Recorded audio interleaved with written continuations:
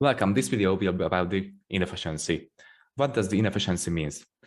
It means the gap between the wicks in an impulsive movement. If price moves rapidly, printing several candles, and the wicks between the candles doesn't meet, it will be inefficient.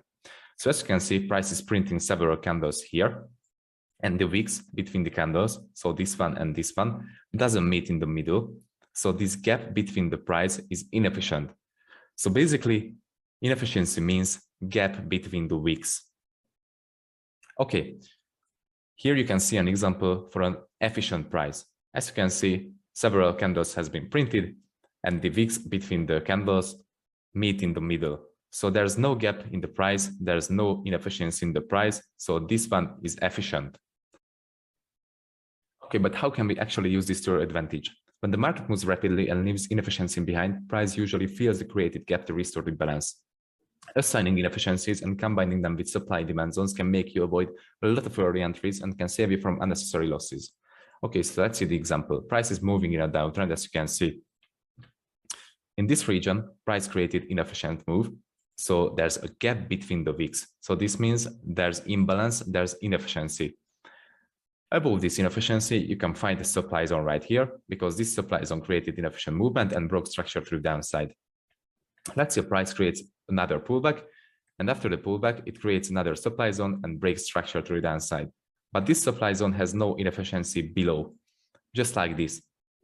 So price has a greater chance to levitate back up to this supply zone and react on this than reacting on this one. Because if there's inefficiency, it will work like a magnet. It will magnetize the price back up to that zone and fill up the gap between the wicks. So if you see something like this, one inefficiency and one efficiency, you will aim for the inefficiency because it has a greater chance to reverse the price than this efficient movement. So let's see the live example. As you can see, price is currently moving in a downtrend, so creating a series of lower lows and lower highs. Let's focus on this region. As you can see, price created a break of structure to the downside with this candle. After that, it created inefficiency, so there's gap between the wicks.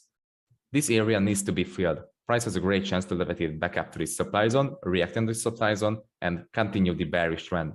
This is exactly what happened because price reacted on this supply zone, broke structure to the downside here. It's a break of structure and created another inefficient movement. So as you can see, inside of this supply zone, price created another supply zone, which is right here, because this supply zone caused the inefficient movement. So there's a gap between the wicks again, here and here also.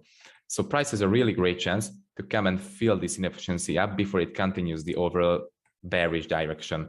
So as you can see, price the break of structure on the downside here again. But this is efficient because this week and this week meets. So there's no inefficiency in the price.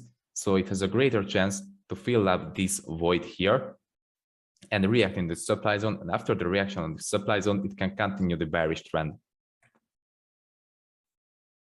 Okay, so I want you to practice inefficiencies. I'd like to give a task for you.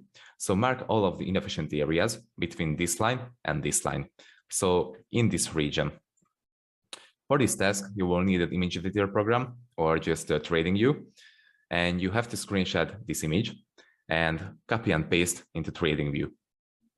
I would like to ask you to mark all of the inefficient areas, and I will just show you an example. For example, I see an inefficient area here. I just press my highlighter and mark it. I would like to ask you to do the same with all of the inefficient areas. I will give you 1 minute for this.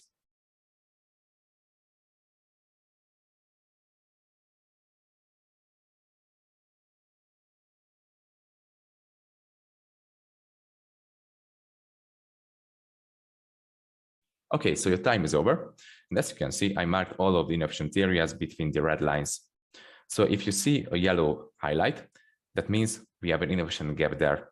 As you can see, on all of the yellow lines, we have an inefficient gap between the wicks. So the areas are inefficient. It will take some practice to notice all of the inefficiencies on a chart. So if you watch this video, I would like to ask you to open TradingView and just practice the inefficiencies and train your eyes to see them. Okay, see you in the next video.